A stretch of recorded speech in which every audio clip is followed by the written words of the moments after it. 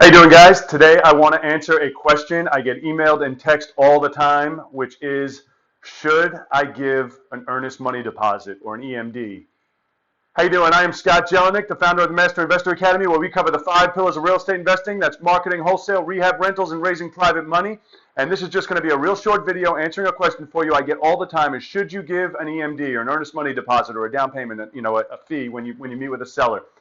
Now, first I want to preface this by saying I'm in Virginia and every market's different, and I say that because I know in some states, I think like Washington State is one of them, in certain states, a contract is not valid without an earnest money deposit. So you need to find that out for whatever state you may be in. In Virginia it is. As long as there's an agreement to buy, an agreement to sell, you do not need an earnest money deposit.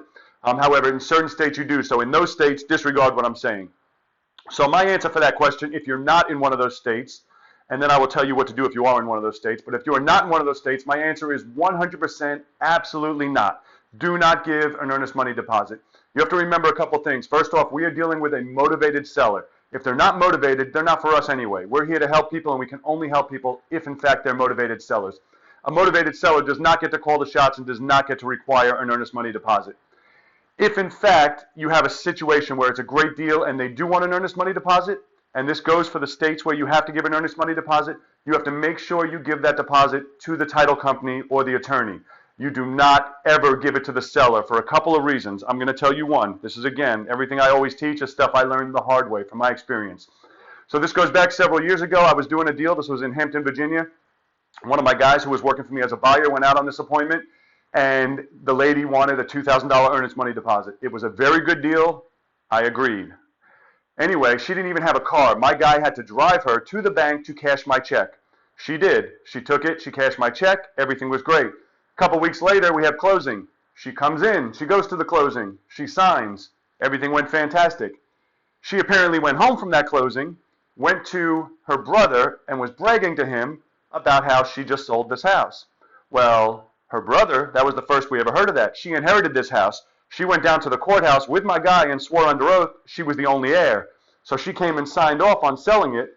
The brother was supposed to be in there signing as well. Well, he called the attorney's office and said, how did she sell? She wasn't supposed to be allowed to sell without me. Once the attorneys found out, they had to undo the whole deal. I called her back asking, the brother didn't want to sell, mind you. I called her back asking for my $2,000. And she acted like, Scott who? I don't know. Everybody's like, oh, you could sue her, you could do this, you could do that. This time anyone ever got an earnest money deposit from me, if in fact they require one or need one, I will give it to the attorney and let the attorney hold it in escrow, and then when it closes, it'll get dispersed to the person. The second reason why you don't want to give an earnest money deposit is at the time when you're meeting with a seller, you don't even know if they own the house. They could be a tenant who's calling you and they would just want a deposit. Hey, give me $2,000 and they'll give you a ridiculously good price. Until title search comes in and you get to the lawyer compares it against their IDs, you don't even have any way of knowing if they own it. Or they could own it and they have $2 million worth of tax liens against it and can't sell it to you. And once you give up that money, you're going to have a hard time getting it back, or you could be right behind that $2 million with a lien of your own. You're not going to get it.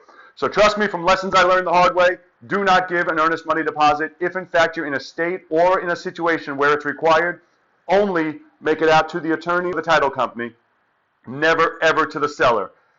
I hope you guys like watching these videos. Go ahead and hit the subscribe button, hit the like on it, and I will see you on the next video. Have a fantastic day.